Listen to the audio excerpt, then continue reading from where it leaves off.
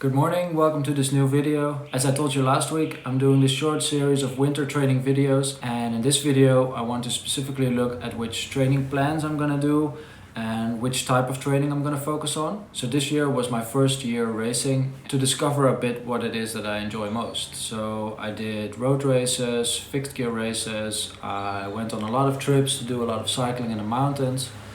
And I think that what I enjoy most is definitely these trips. But in the end, for me, it doesn't really matter if I climb Mont Ventoux 2 minutes faster or 2 minutes slower. It's not going to change how much I enjoy being there and riding with my friends. Where my training is gonna matter a lot is in these races, of course. There's a pretty big difference between how I enjoy a race if I end up 50th or if I end up on the podium. That's why I want to focus my training this winter specifically on crit races.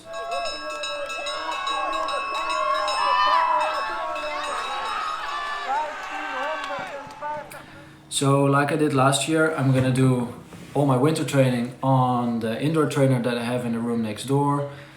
If you want to know anything about that, there's a video up here or up there in which I show you which equipment I use and why I use it. So of course, if I can go outside, I'm gonna go outside, but the training plans I want to follow are specifically made for this indoor trainer. So to build my winter training plan, I'm using two types of software. The first one is Training Peaks. It's a website where everyone can make an account. I think you have to pay a little bit, but it's not too much. And what I'm using Training Peaks for is to track the training that I've already done. But what I think is nice about it is that you can build an annual training plan in it. So I've done that. Here you can see it's my annual training plan ATP for 2019.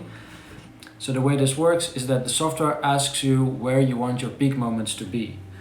So I'm still filling this in, but I already know that my first peak of the season is going to be Red Hook Crit in Brooklyn in April. So you can see here where this cup with an A on it is. I want to be super fit and race ready there. So basically it takes this as an endpoint and then works its way back to now to see how you can train and how you should divide your training so that you are as fit as you can be on that point. So if you look at this graph here, you can see that the race is here in the second week of April. So working back from that peak moment, you can tell in this graph on the top here how much training intensity I'm going to be doing in the weeks or months leading up to that. A big gray line is a big training week and a small gray line is a week with less TSS. TSS, if you don't know what it means, is a way to gauge how much training you should do. So yesterday evening I did a workout with 71 TSS points. This week I'm supposed to do in total... Oh shit, someone at the door.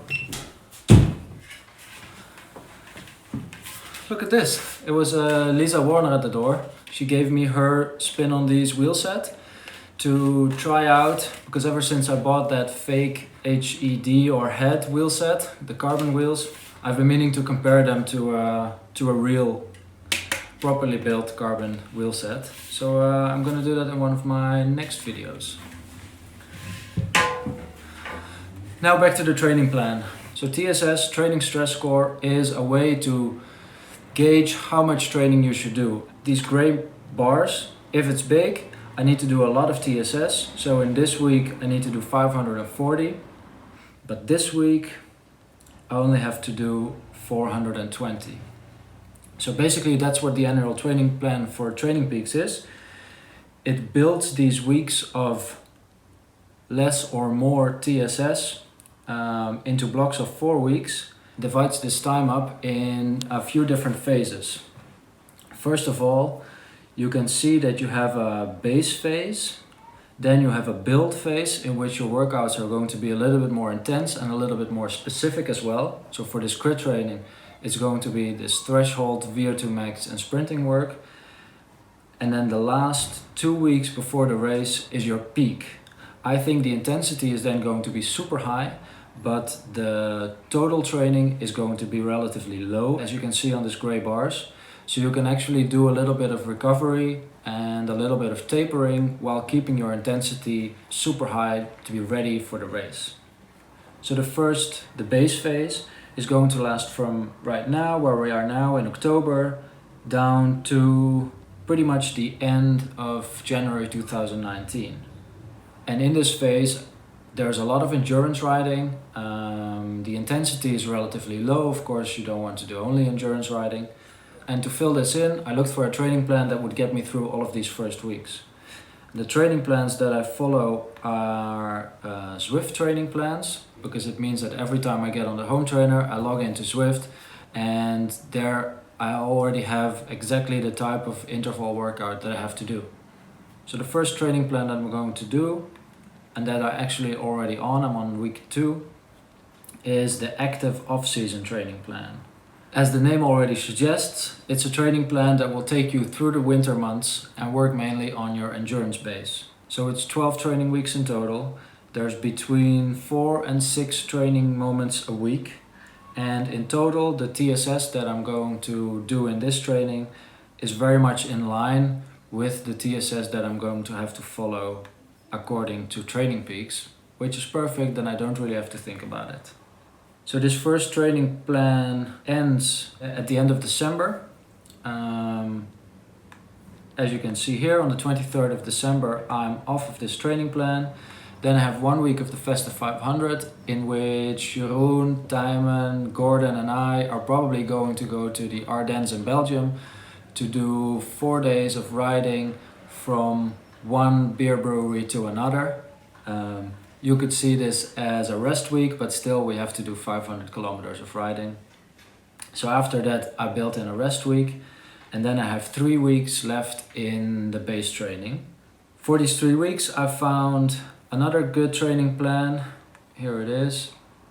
So the FTP Builder training plan is actually a 6-week training plan, so I'm going to take this a little bit into my first build phase.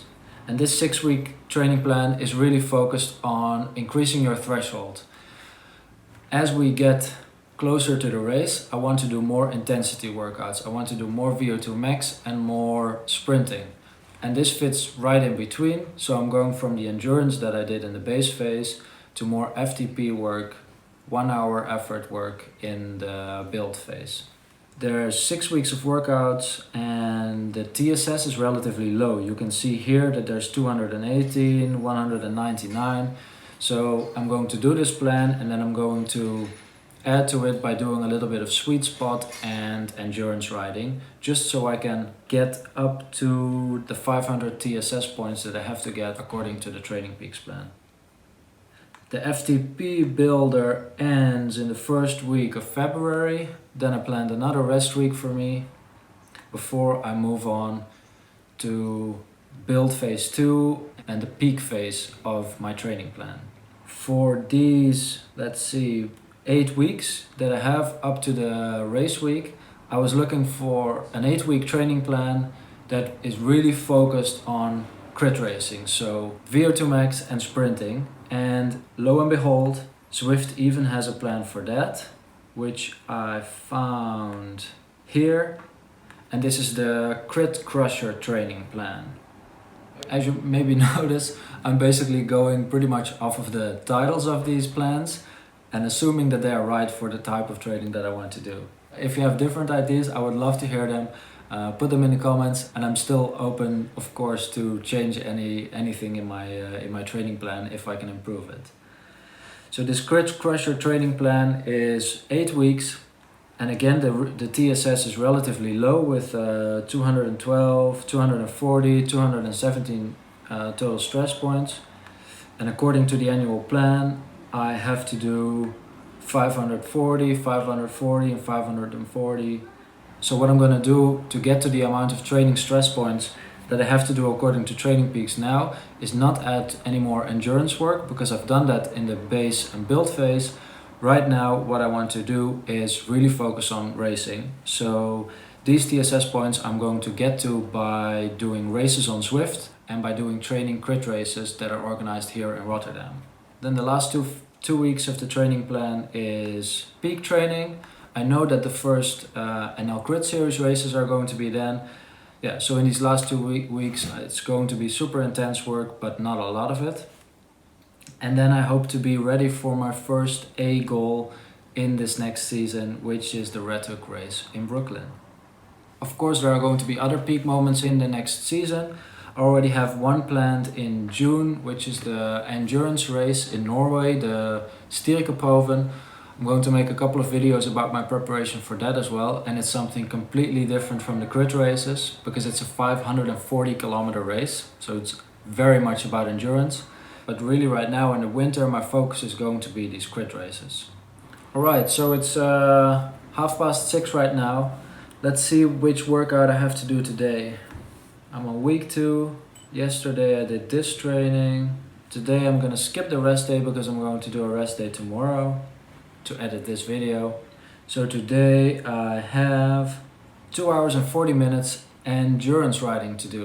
That means I'm going to be done by 10 and it will be super dark then. Alright, that's it for today.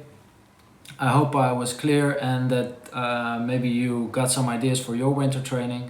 I'm going to hop on the trainer to do my 2 hours and 40 minutes. Have a good day and definitely have a good winter of training.